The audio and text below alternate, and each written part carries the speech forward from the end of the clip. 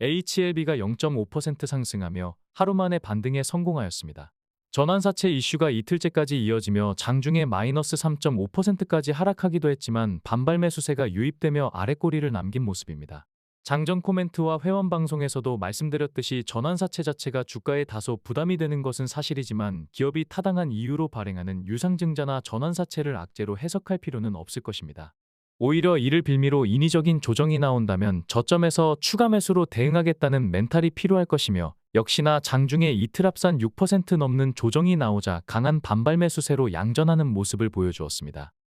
전환사채는 개인들의 멘탈을 흔들기 좋은 재료이기 때문에 하방 세력들이 의지만 있었다면 전환사채를 빌미로 강한 공세를 펼쳐 낙폭을 확대할 수도 있었을 것입니다. 하방 세력들이 요리하기 좋은 먹잇감을 앞에 두고도 주저했던 이유는 역시나 3월 마지막 리뷰를 앞두고 상당한 부담을 느끼고 있다는 것을 방증한다고 할 수 있을 것입니다. HLB의 최근 차트를 보면 굉장히 안정적인 파동과 추세를 형성하며 우상향하고 있습니다. 상승할 때 양봉과 음봉이 적절하게 균형을 이루는 것이 지지력을 견조하게 해준다고 말씀드렸는데 최근의 차트 모습은 굉장히 이상적인 모습을 그리고 있다고 할 수 있겠습니다. 물론 주식이나 차트는 언제든지 갑작스럽게 돌변할 수 있지만 주식은 현상을 보고 대응하는 것이기 때문에 현재 일어나지 않은 것을 선제적으로 대비하거나 우려할 필요는 없을 것입니다. 주봉으로 보면 HLB의 추세가 굉장히 강력하다는 것을 더욱더 쉽게 느낄 수 있을 것입니다. 지금까지는 켜켜이 쌓인 저항대를 돌파하며 상승해왔기 때문에 거래량이 크게 증가한 것은 차트 이론상으로도 나쁘지 않은 모습이라고 할 수 있습니다. 상대적으로 작은 거래량으로 강한 저항대를 돌파하게 되면 오래지 않아 다시 원위치로 끌려 내려오는 경우가 많기 때문입니다. 다만 역사적 신고가를 넘어선다면 거래량의 적절한 조율이 필요할 것입니다. 아무런 저항이 없는 구간에서 대량의 거래가 터지게 되면 거래량이 터진 이유가 합리적인지를 가장 우선적으로 체크해야 할 것입니다. 만약 거래량이 폭증할 만한 이유가 없는데도 고점에서 거래량이 크게 증가했다면 굉장히 위험한 신호 중에 하나가 될 수 있기 때문입니다. 역사적 신고가를 넘어설 때의 거래량을 해석하는 것은 숙련된 차트 경험이 필요하기 때문에 검증된 조력자를 찾아 적극적으로 도움을 받는 것도 나쁜 선택은 아닐 것입니다. 월봉으로 보면 강한 양봉이 3개나 연속으로 나왔기 때문에 한 번쯤 쉬었다 가는 것도 나쁘지는 않지만 3월 마지막 리뷰 이후 신약 승인 여부가 결정되기 때문에 또다시 양봉이 나올 가능성이 크다고 할 수 있습니다. 기대감이 있기 때문에 양봉이 나오는 것이 좀 더 자연스러운 모습이겠지만 음봉이 나온다고 해도 2월의 양봉을 절반 이상만 훼손하지 않는다면 거시적으로는 오히려 안정적인 상승이 가능할 수도 있을 것입니다. 최근 기관의 매도세가 꾸준하게 이어지고 있지만 거듭 강조했듯이 대부분 단타 거래를 하는 금융투자가 주도했기 때문에 그다지 신경 쓸 필요는 없을 것입니다. 기관과 금융투자의 매매 동향을 일별로 비교해보면 역시나 최근까지 기관과 금융투자의 수급이 거의 일치한다는 것을 알 수 있습니다. 특이한 점은 연기금의 매수세인데 여전히 규모가 크지는 않지만 과거 HLB 수급 데이터에서는 볼 수 없는 풍경이라고 할 수 있습니다. 규모야 어찌됐거나 연기금이 HLB를 가시권에 두고 지속적으로 관찰하고 입질한다는 것을 차트를 통해서 느낄 수 있을 것입니다. 코스닥 시총 상위권 종목을 살펴보면 출향파 추천 종목이기도 한 레고캠바이오가 미국 암학회에서 이중항체 ADC 전임상 결과를 최초로 공개한다고 밝히며 상한가에 준하는 상승세로 제약바이오주의 반등을 이끌었습니다. 양대 시장 시총 1,500억 이상 제약바이오의 등락률을 살펴보면 HLB 제약이 6% 상승으로 상위권에 이름을 올린 모습입니다. HLB와 HLB그룹주 비교 차트를 통해서 제약과 생명과학이 바닥권을 딛고 HLB와 이격을 좁힐 것으로 전망해드렸는데 HLB 제약이 강하게 반등하며 다른 그룹주보다 조금 앞서서 이격을 좁혀나가는 모습입니다. 금일 코스닥이 0.5% 상승했지만 상승 종목보다 하락 종목이 훨씬 많았다는 점에서 특정 종목의 상승세가 편중됐다는 것을 알 수 있습니다. HLB의 수급을 살펴보면 기관과 외국인의 매물을 개인이 받아준 모습입니다. 앞서 말씀드렸듯이 최근 기관의 매도 물량은 금융투자의 단타 물량이며 외국인의 순매수 비중이 견조하기 때문에 수급상으로는 여전히 안정적인 모습이라고 할 수 있겠습니다. 오늘은 시간 관계상 다른 그룹주를 언급하지 못했는데 내일은 HLB 전체 그룹주 분석 방송을 업로드할 예정입니다. 다음은 출향파가 멤버십 회원들과 1월 26일부터 부분익절과 재매수를 반복하며 대응했던 내역입니다. 출향파의 단기 대응 매매 타점이나 출향파 멤버십에 관심이 없는 분들은 여기까지만 시청하시면 되겠습니다. 지난 방송에서는 HLB를 실시간으로 대응했던 매매 내역을 공개했었는데 오늘은 제약과 생명과학을 포함하여 최근의 HLB 대응 내역도 이어서 공개하겠습니다. 또한 출향파 멤버십의 중요 개편 사항도 이어서 공개드릴 예정이니 출향파 멤버십에 관심이 있는 분들은 필히 숙지하시기 바랍니다. HLB 제약은 1월 31일에 최고점에서 부분익절 사인을 드렸는데 한호가 차이로 체결되지는 않았지만 출향파 매도 타점의 정교함을 확인할 수 있겠습니다. 참고로 본 차트는 멤버십 회원들에게 제공한 매매 사인 중에서 실제로 체결된 가격을 기준으로 설명드리고 있다는 것을 참고하시기 바랍니다.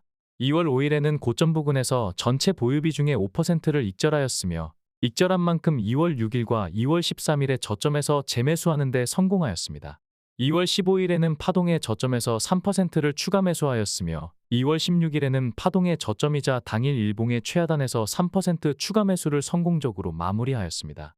2월 23일에는 역시나 당일 일봉의 최저점에서 3% 추가 매수를 하였으며 28일에도 파동의 저점이자 당일 일봉의 최저점에서 5%를 추가 매수하며 HLB 제약이 급등하기 전에 꾸준하게 저점에서 추가 매집을 해왔다는 것을 알 수 있습니다. 3월 4일에는 그동안 추가 매집해놓은 물량을 두 차례 나눠서 익절을 하였는데 마지막 익절 자리는 당일 일봉의 최상단이었다는 것을 알 수 있습니다.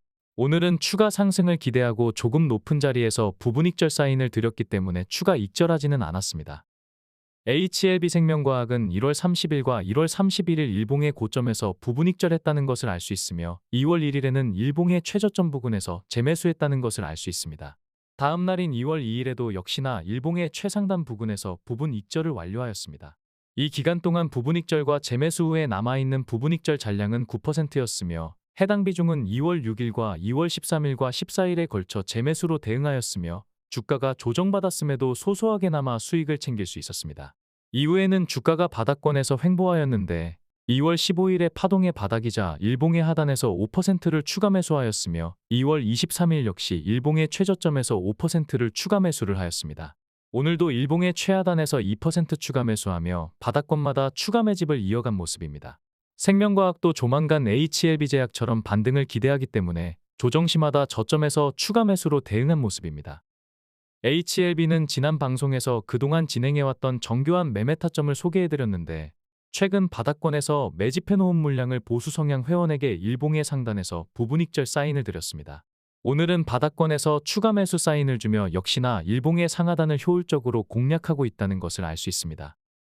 1월 16일 이후 출향파는 멤버십 회원들과 함께 HLB와 HLB 주요 그룹주를 실시간으로 대응하고 있으며 보시다시피 고점에서 부분 익절을 하고 익절 물량을 저점에서 재매수하며 정교한 매매 타점을 연일 선보이고 있습니다.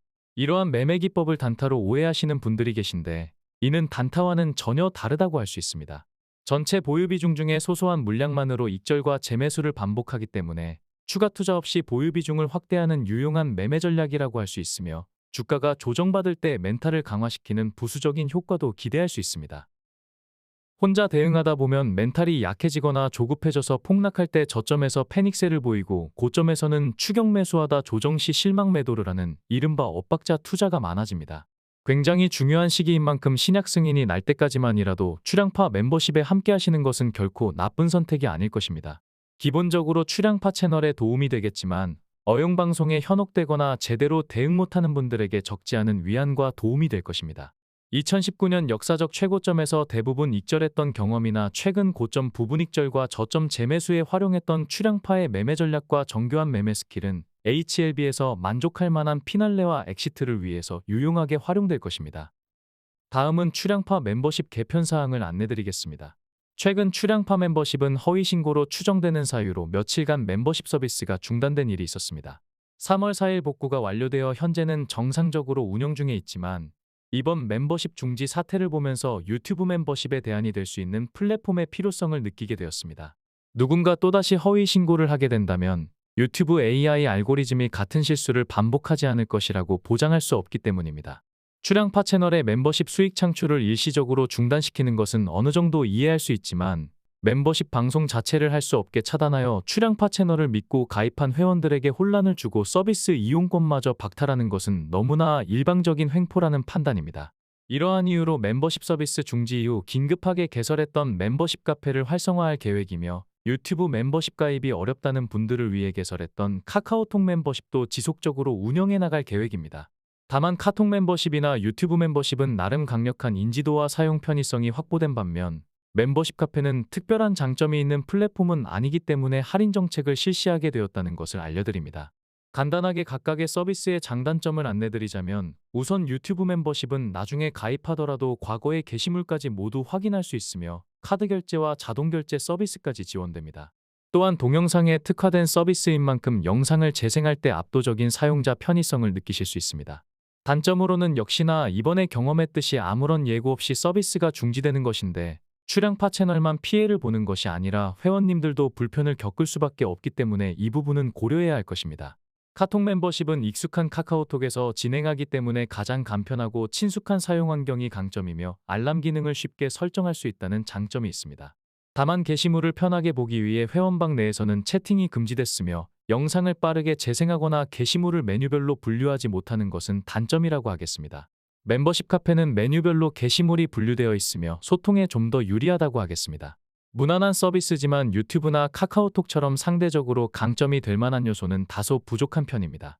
이러한 이유로 멤버십 카페는 가입 후 2달째가 될 때부터는 월 이용료를 12% 할인하게 되었다는 것을 참고하시기 바랍니다. 멤버십 카페 동영상 서비스는 동영상 빨리 보기가 지원되지만 유튜브처럼 2번 터치를 통해 재생 속도를 조정하는 세부 기능이 없다는 단점이 있습니다. 서비스 내용이 모두 동일하기 때문에 각자 취향에 따라 멤버십 플랫폼을 선택할 수 있으며 추가적인 문의사항은 고정 댓글에 안내드린 1:1 채팅을 이용하시기 바랍니다. 지금 보시는 화면은 출양파가 2019년 10월 24일 역사적 최고점에서 보유 비중의 90% 이상을 익절한 영상입니다. 보시다시피 역사적 최고점 중에서도 가장 최상단에서 대부분 익절했다는 것을 알 수 있습니다. 지금은 당시와 상황이 많이 다르지만 역사적 고점을 넘어서서 3차 상승 파동이 나오면 해당 매매 스킬을 최대한 적용할 예정입니다.